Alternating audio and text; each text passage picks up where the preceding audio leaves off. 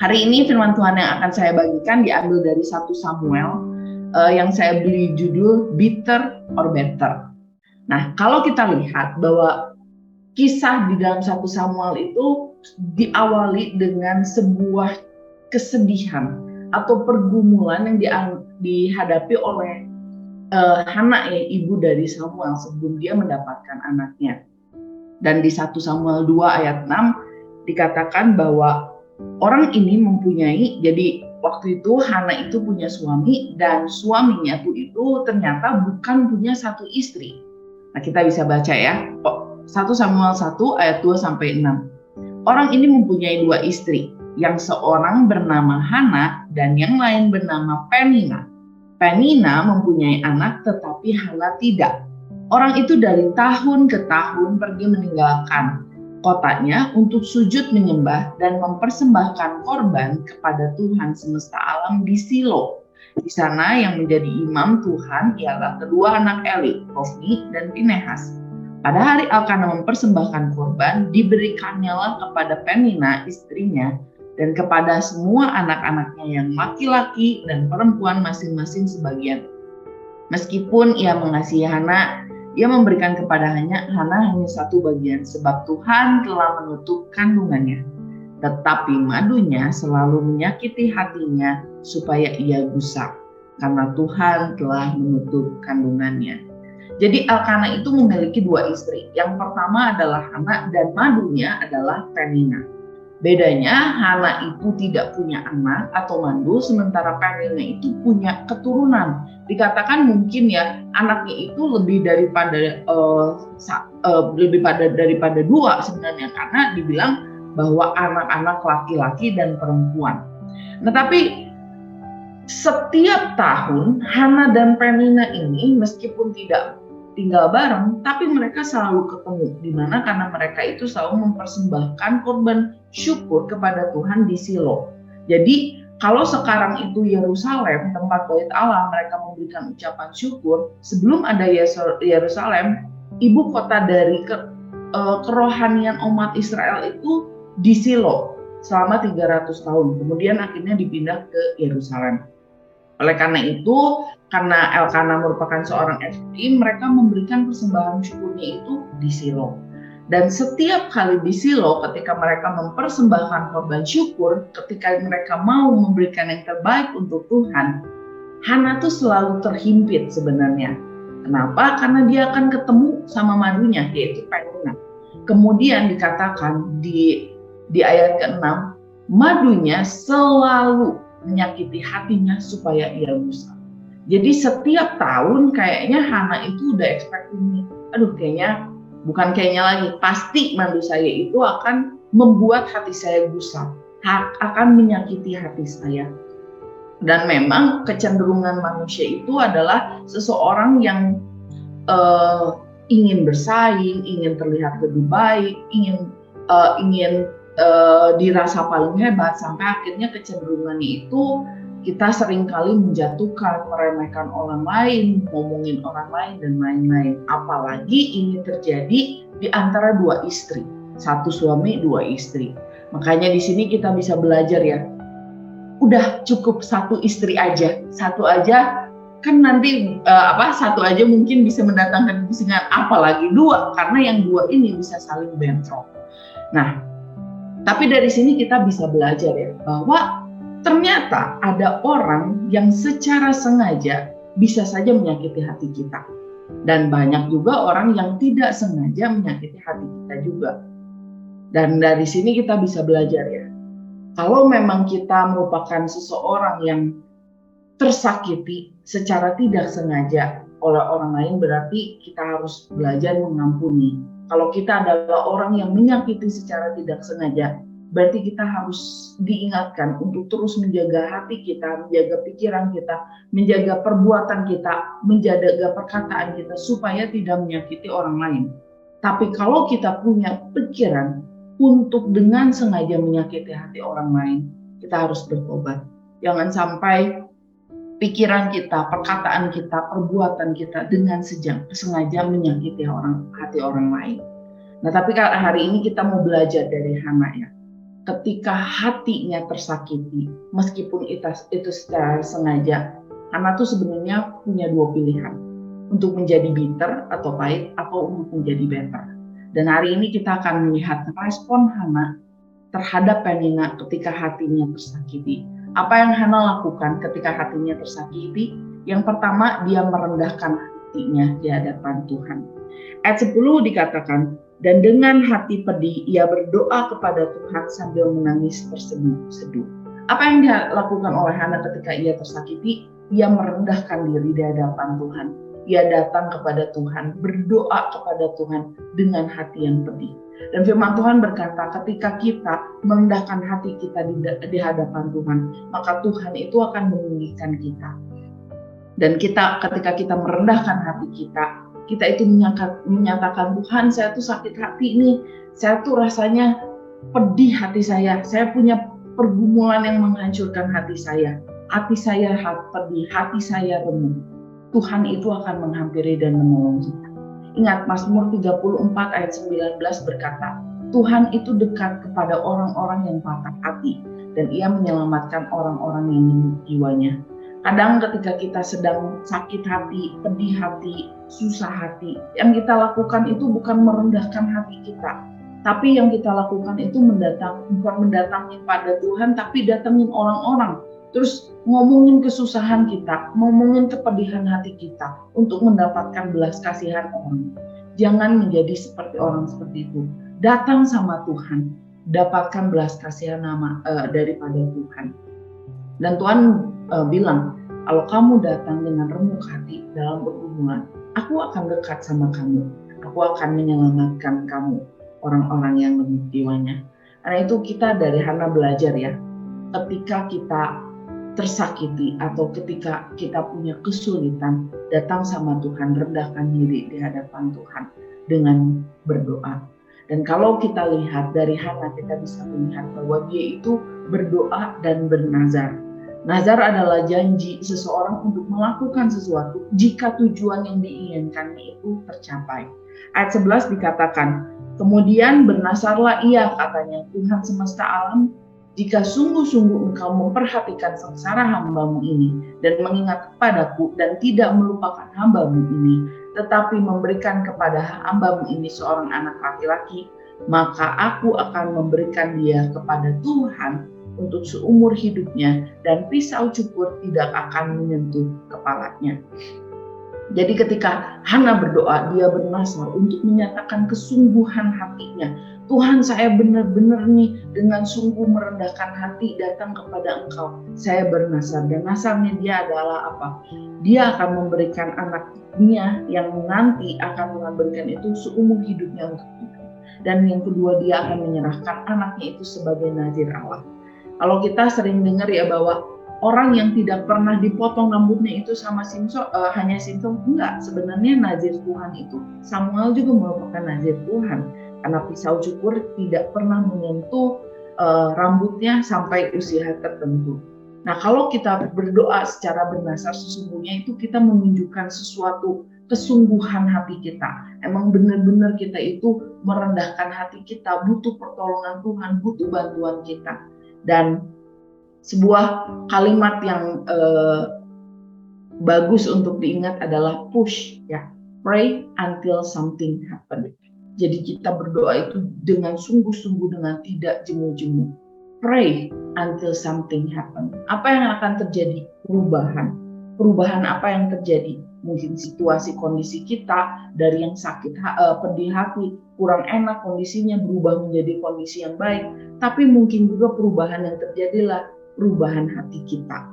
Jadi bisa saja kondisinya yang berubah atau kondisi hati kita yang berubah. Nah, karena itu kita sama-sama belajar untuk berdoa, push, pray until something happen. Dan kalau seandainya Tuhan telah menjawab doa kita, apalagi doa nazar kita, mari kita jangan lupa untuk membayar nazar tersebut, membayarkan utang itu kepada Tuhan. Nah, yang pertama adalah Hana memilih untuk merendahkan hati di hadapan Tuhan. Yang kedua adalah dia menjaga hati. Ayat 13-15 menyatakan, Dan karena Hana berkata-kata dalam hatinya dan hanya bibirnya saja yang bergerak-gerak, tetapi suaranya tidak kedengaran, maka Eli menyangka perempuan itu mabuk. Lalu kata Eli kepadanya, berapa lama lagi engkau berlaku sebagai seorang mabuk? Lepaskanlah dirimu daripada kemabukanmu. Kalau saya baca dari ayat ini ya, Hana itu merupakan seseorang yang sangat luar biasa hebat ya. Bukan hanya ia menjaga hatinya dari perlakuan Penina yang menyakiti hatinya dengan sengaja, tapi dia juga menjaga hatinya dari penghakiman atau judgement yang dia terima dari Imam Eli. Bayangkan ya bahwa judgement itu diterima dari seorang imam, dari seorang pendeta, dari seorang hamba Tuhan, dari seorang pelayan Tuhan, dan dia bilangnya menghakimi sekali itu. Dia bilang apa? Berapa lama lagi engkau berlaku sebagai orang mabuk? Lepaskanlah dirimu daripada mabuk. Wah, mungkin kalau misalnya kita diomongin seperti itu sama pendeta kita, bukannya kita pengen menjawab dengan ramah, dengan baik, kita ceritain, tapi justru kita malah, ini pendeta malah menjudgment atau menghakimi kita, padahal kan kita sedang berdoa. Itu bisa menimbulkan sakit hati, tapi Hana itu memiliki respon hati yang baik. Dia dengan sabar, dia jawab Imam Eli, dia dengan baik menjawab dan menceritakan kesusahan hatinya kepada Imam Eli. Sehingga dia menjawab dengan panjang lebar yang menurut saya. Tetapi Hana menjawab, bukan tuanku, aku seorang perempuan yang sangat bersusah hati. Anggur ataupun minuman yang memabukkan tidak kuminum, melainkan aku mencurahkan isi hatiku di hadapan Tuhan. Janganlah anggap hambamu ini sebagai perempuan dursila, sebab karena besarnya cemas dan sakit hati, aku berbicara demikian lama. Jadi Hana itu menjaga hatinya, bukan hanya dari Penina, tapi daripada ibunya. Dia tetap menjawab, membalas, menceritakan dengan baik. Hari ini kita disadarkan atau diingatkan bahwa judgment atau penghakiman itu bisa datang kepada siapa aja dan kapan aja dan dari mana aja. Mungkin ada orang kalau seandainya case-nya itu seperti Hana ya, nggak punya anak. Mungkin ada beberapa orang yang memberikan penghakiman. Oh dia itu mungkin masa mudanya nakal, jadi nggak dikasih anak. Atau mungkin satu kali ada kecurian, oh ya dia itu dicuri karena kurang berdoa sama Tuhan. Atau mungkin ada yang mengidap sakit penyakit, oh pasti karena dia belum mengampuni, pasti karena dia punya kepahitan. Judgment terhadap orang lain itu bisa menyakitkan hati. Dan kalau seandainya orang memberikan penghakiman atau judgment terhadap kita, kita nggak bisa atur mulut orang. Tapi yang bisa kita atur adalah hati kita. Jaga hati kita. Mari kita berlaku sebagai seseorang yang responsif, bukan reaktif. Jangan menjadi marah ketika mungkin penghakiman atau sakit hati yang dilakukan orang lain itu datang kepada kita. Tapi kita berusaha untuk responsif, jaga hati kita. Dengan cara apa? Fokus sama Tuhan. Hana fokus sama Tuhan, dia cuma mau berdoa sama Tuhan, dia mau meminta sama Tuhan sehingga dia bisa menjaga hatinya. Karena itu bukan hanya ia merendahkan hati di hadapan Tuhan, bukan dia hanya menjaga hati terhadap kesakitan yang datang dari orang lain atau judgment yang datang dari orang lain, tapi Hana juga memiliki pengharapan. Ayat 18 mengatakan, sesudah itu berkatalah perempuan itu, biarlah hambamu ini mendapat belas kasihan daripadamu. Lalu keluarlah perempuan itu, ia mau makan dan mukanya tidak muram lagi.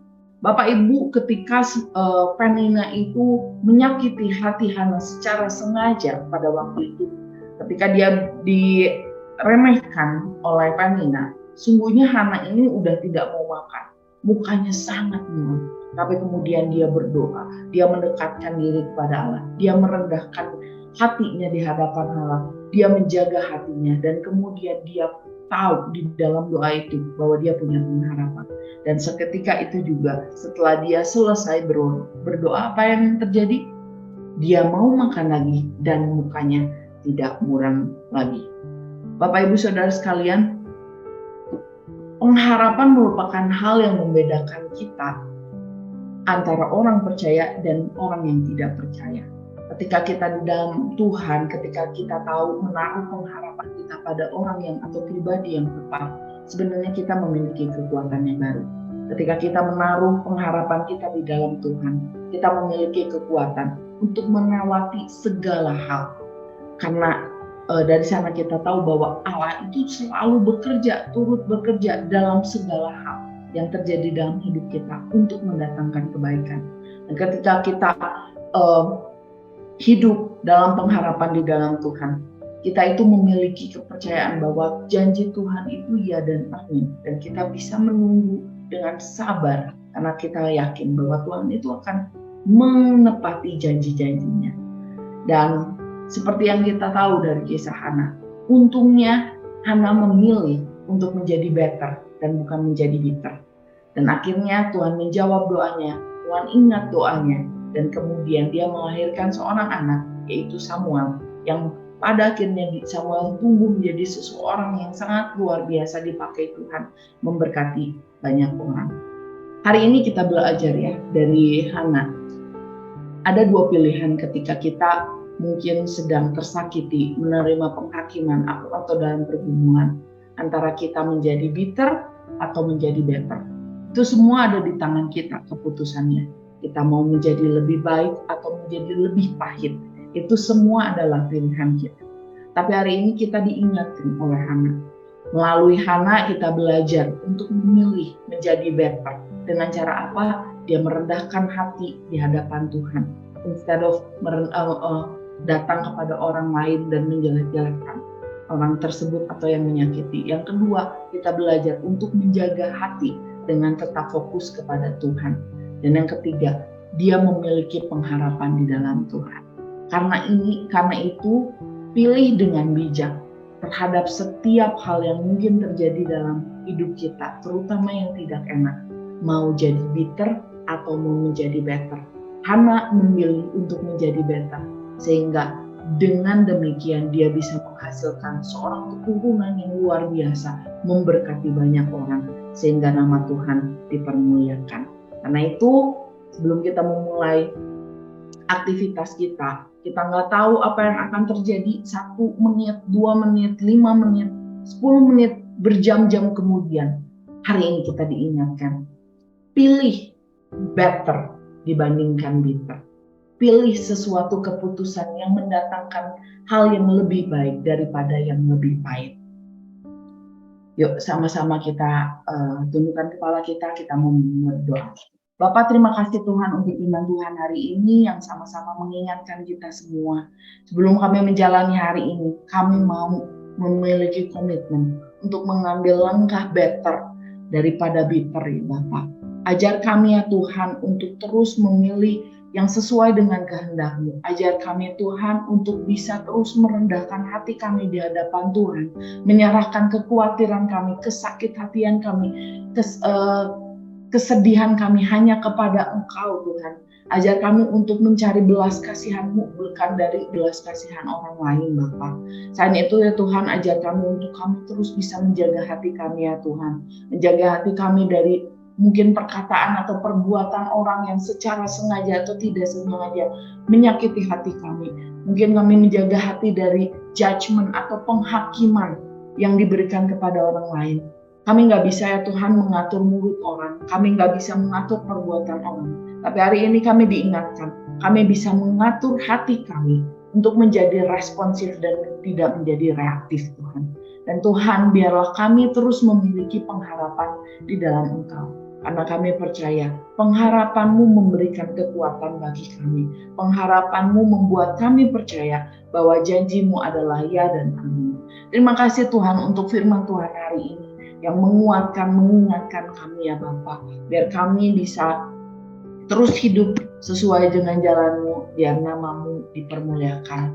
Terima kasih Bapa, hamba-Mu selesai bicara, tapi kiranya Roh Kudus-Mu yang memateraikan di setiap hati kami, dan biar firman Tuhan, renungan hari ini bisa menjadi rema yang ada di dalam hati kami, yang bisa terus kami lakukan dalam kehidupan kami sehari-hari. Terima kasih Tuhan Yesus, kami berdoa mengucap syukur hanya di dalam nama Tuhan Yesus Kristus. Haleluya, amin.